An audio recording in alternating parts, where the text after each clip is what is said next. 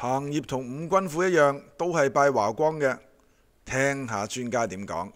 德鵬點解認華光係師傅咧？係講俾你聽咧。喂，好啊，梗係要知啦，好似同戲棚有關喎。係啊。啊，華光咧，佢係一個火神啊，係南方嘅火神嚟㗎。咁打個氣棚，叮叮嚓，嘈到佢，嘈到嘈嘈隆隆啊！啲皇大帝，唉，嗰班友仔都唔知搞咩，嗰班馬騮仔，你嘈嘈隆隆，嘈咗個瞓又唔係，食又唔係，叫華光，你同我攞去凡間燒鬼咗佢哋。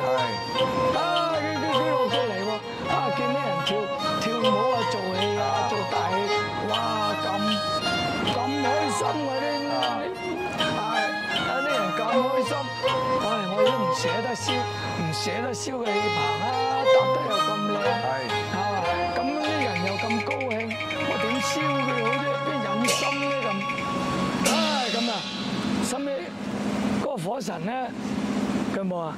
喂，你燒香，我不如燒多啲啦，係嘛？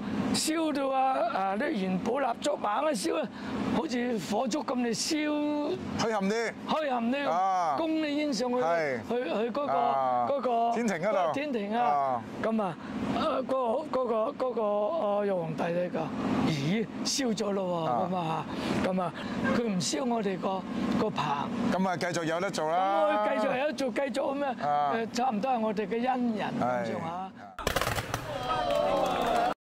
除咗華光師傅之外，彭業仲有一個大恩人、大師傅，就係有巢氏啦。有巢氏就係古時候教人類離開山洞、構木為巢，令到我哋呢有房屋住嘅一位始祖。